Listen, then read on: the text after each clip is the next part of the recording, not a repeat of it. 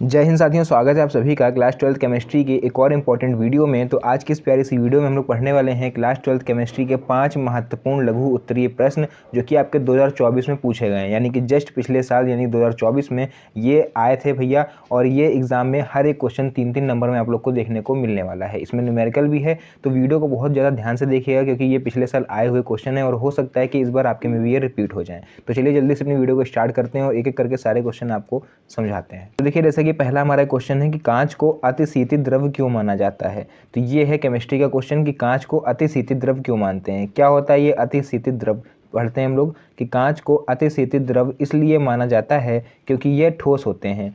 ठीक, मतलब ये ठोस होते हुए भी द्रवों के कुछ गुण को प्रदर्शित करता है। कांच को आप देखोगे तो ये ठोस होता है लेकिन ये द्रव के भी गुण प्रदर्शित करता है। कैसे, देखो, द्रवों के समान इसमें प्रवाहित होने का गुण होता है, जैसे कि लिक्विड होता है वो फ्लो होता है, उसी तरह से हमारा जो कांच होता है उसके अंदर भी फ्लो होने का गुण होता है। लेकिन ये इतना मंद होता है कि इसको हम लोग देख नहीं पाते हैं, इसको केवल महसूस आप लोग कर सकते हो कुछ दिन बाद। कैसे, देखो, इसका यह गुण पुरानी इमारतों के कांच में देखा जा सकता है। जैसे कि कोई पुरानी बिल्डिंग हो या आप कभी कहीं हिस्टोरिकल प्लेस घूमने गए हो, कोई पुरानी इमारत घूमने गए हो या आपके घरों में अगर कांच लगे हों पुराने, ठीक, तो आप देखोगे कि नीचे के साइड में मोटी हो रहती है कांच और ऊपर पतली होती है। उसका कारण यही होता है कि कांच जो है भैया वो हल्के धीरे धीरे करके वो फ्लो होके नीचे इकट्ठा हो गया है। ठीक है, तो जो कि तली में कुछ मोटा होता है। जैसे आपको पता होगा नीचे आप देखोगे तो तली आपको मोटी दिखाई देगी। यह केवल तभी संभव है जब यह अत्यंत मंद गति से द्रवों के समान प्रवाहित हो। तो जैसा कि हमने बोला कि ये जो अभिक्रिया है, ये जो प्रक्रिया है, ये इतनी मंद होती है कि इसको हम लोग आंखों से नहीं देख सकते। इसको आप केवल महसूस कर सकते हो। जैसे कि आप घर में आपके कांच लगा है, 10 साल पुराना है, 15 साल पुराना है, तो जिस तरह आपने लगवाया था 10 साल बाद देखोगे तो उतना आपको नहीं महसूस होगा। आप देखोगे कि कांच की जो तरी होती है नीचे वहाँ पर थोड़ी मोटाई हो गई है और आपका ऊपर वाला कांच जो फ्लोर है वो पतला हो गया है। तो ये प्रक्रिया केवल हम लोग महसूस कर सकते हैं। तो ये तो मेरा पहला इंपॉर्टेंट क्वेश्चन था। चलिए, सेकंड हमारा भी आता है 2024 में आया हुआ एक इम्पॉर्टेंट न्यूमेरिकल, और यहाँ पर पूछा गया है कि 15 ग्राम पोटेशियम क्लोराइड को 1 लीटर जल में घोला गया है, विलयन की मोलरता की गणना कीजिए। बहुत सिंपल लग रहा होगा आप लोग को देखने में कि मोलरता की गणना करनी है, सिंपल हम गणना कर देंगे। लेकिन इसको एक बार थोड़ा सा समझ के जाना कि इसमें और क्या नया आप लोग कर सकते हो जो आपको करना चाहिए हर एक क्वेश्चन में। तो देखो, सबसे पहले इसका हम लोग सॉल्यूशन करना स्टार्ट करेंगे। हमको क्या दिया हुआ है हम लोग पहले उसको नोट करते हैं। तो भैया हमें यहाँ पर दिया हुआ है 15 gram potassium chloride. Potassium chloride means हमको यहाँ पर दिया गया है KCl, कितने ग्राम दिया गया है, 15 ग्राम। तो ये हमने पहले लिख लिया। अब हमको क्या दिया हुआ है, 1 लीटर जल दिया है, यानी कि वॉल्यूम यानी आयतन जो है वो हमको 1 लीटर दिया हुआ है। जैसे कि आपको पता होगा कि मोलरता का फॉर्मूला हमारा क्या होता है। चलिए यहाँ पर हम लिख दे रहे हैं मोलरता। ठीक, मोलरता इज इक्वल टू, फॉर्मूला होता है भैया विलय के मोलों की संख्या, विलय के मोलों की संख्या अपॉन में हमारा भैया विलायक का आयतन, विलायक का आयतन लीटर में। ठीक, आयतन हमें रखना है लीटर में। अगर यहाँ पर आप लोग ml में रखोगे तो यहाँ मल्टीप्लाई बाई 1000 हो जाएगा। क्लियर है। चलिए, तो ये तो रहा मेरा भैया फॉर्मूला जो कि हमें इस क्वेश्चन में यूज़ करना है। तो हमें क्या चाहिए होगा, अब देखो हमें आयतन तो दिया हुआ है 1 लीटर, लेकिन हमें विलय के मोलों की संख्या नहीं दी हुई है। तो मोलों की संख्या निकालने का फॉर्मूला क्या होता है, यहाँ पर देख लो। अगर हमें नंबर ऑफ मोल्स निकालना है यानी कि मोलों की संख्या, तो इसके लिए हम लोग भैया कौन सा फॉर्मूला यूज़ करेंगे उसको देख लीजिए। मोलों की संख्या इज इक्वल टू हमारा हो जाता है ग्राम में भार, ग्राम में भार अपॉन में अणु भार।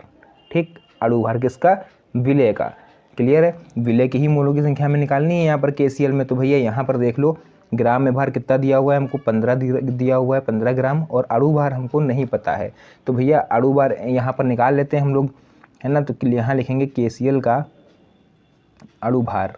अणु भार कैसे निकालते हैं, आई थिंक आपको पता होगा कैसे निकाला जाता है। K का कितना होता है, K का होता है 39 प्लस क्लोरीन का होता है 35.5। तो भैया ये हमारा अणु भार जो होगा वो आ जाएगा 74.5। तो ये तो हो गया मेरा अणु भार।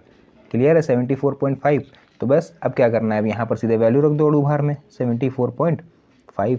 तो ये हमको क्या मिला, ये मिला नंबर ऑफ मोल्स यानी कि मोलों की संख्या। इसको आपको उठा के रखना है मोलों की संख्या की जगह पर पूरा, और आयतन लीटर में जो दिया हुआ है उसकी वैल्यू रखनी है। चलिए यहाँ पर हम लोग निकालते हैं मोलरता।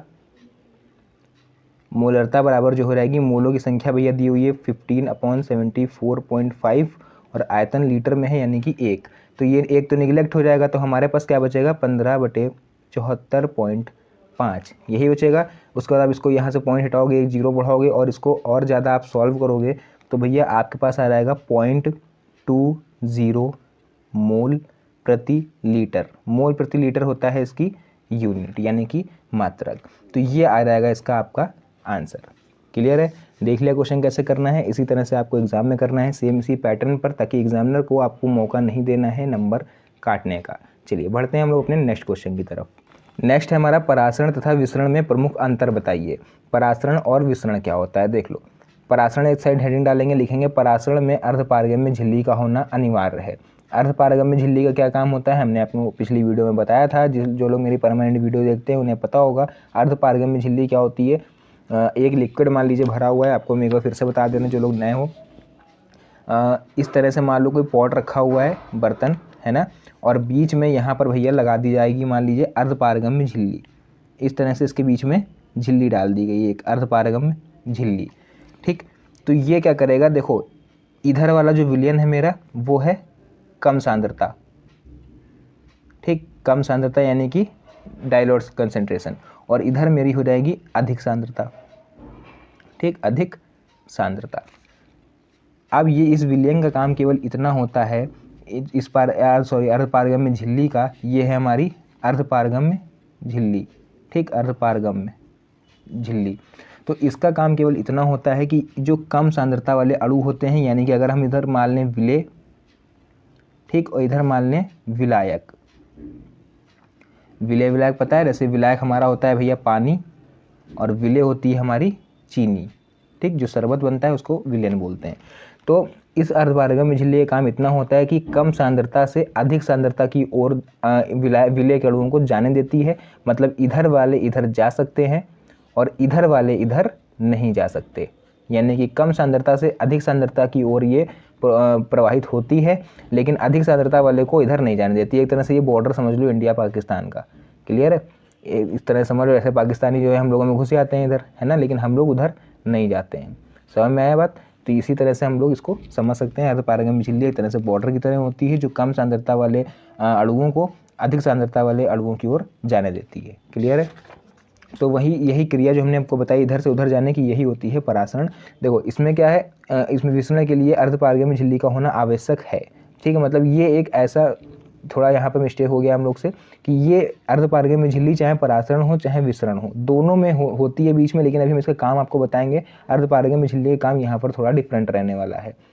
इसमें परासरण में विलायक के कण केवल एक ही दिशा में विसरित होते हैं। ठीक, ये सबसे बड़ा अंतर है। हमने जैसे बताया था ना कि कम से अधिक की ओर केवल विसरित होते हैं अर्धपारगम्य झिल्ली में, लेकिन विसरण में विलेय तथा विलायक दोनों के कण प्रत्येक दिशा में विसरित होते हैं, यानी विलायक के भी इधर जा सकते हैं, विलेय के भी इधर जा सकते हैं। यहाँ पर अर्धपारगम्य झिल्ली कमजोर होती है, इसमें बहुत हार्ड होती है, इसलिए विलेय वाले केवल इधर जाते हैं और विलायक वाले इधर नहीं जाते हैं।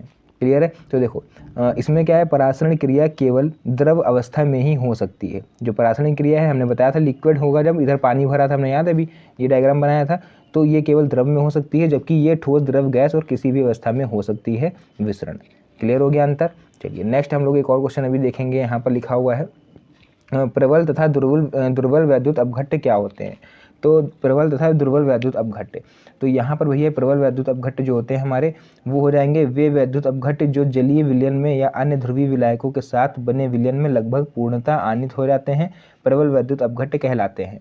ठीक है, मतलब ऐसे वैद्युत अपघट्य जो जिनको जलीय विलयन में आप डालो तो वो आयनित हो जाए, यानी उनमें इलेक्ट्रॉनों का प्रवाह होने लगे, जैसे कि NaCl, KCl, HCl। NaCl को आप किसी लिक्विड में डालोगे तो ये दो अणुओं में टूट जाता है, Na+Cl-, तो यहाँ पर हो जाता है प्लस और यहाँ हो जाता है माइनस। यही काम इनके साथ होता है, यही काम इनके साथ होता है, तो ये आयनित हो जाते हैं, है ना। तो यही होते हैं प्रबल वैद्युत अपघट्य। लेकिन दुर्बल वैद्युत अपघट्य में भैया ऐसा कोई सिस्टम नहीं होता है।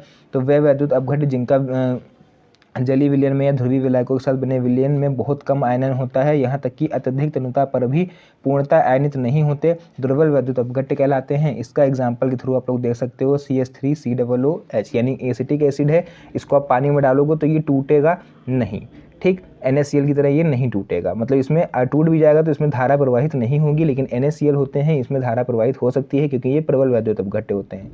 इनको दुर्बल वैद्युत अपघट्य की श्रेणी में इसलिए रखा गया है क्योंकि ये इतनी जल्दी आयनित नहीं होते हैं, चाहे जितना आप इसमें प्रेशर दो ये आयनित नहीं होंगे। क्लियर है। तो ये इस तरह से हमारे जो 5 हमने इंपॉर्टेंट क्वेश्चन आप लोग को बताए, ये भैया पिछले साल 2024 में आए हुए हैं। मेरा काम था बताना, मैंने आप लोग को बता दिया। आप लोग चाहो तो इसका स्क्रीनशॉट वगैरह ले सकते हो, नहीं तो PDF चाहिए तो आप मेरे टेलीग्राम चैनल को ज्वाइन कर लेना, उसका लिंक आपको नीचे चैनल के अबाउट सेक्शन में मिल जाएगा। तो आज की इस प्यारी सी वीडियो को यहीं पर एंड करते हैं, मिलते हैं नेक्स्ट वीडियो में एक और अच्छी इंटरेस्टिंग मज़ेदार वीडियो के साथ। तब तक के लिए धन्यवाद। जय हिंद।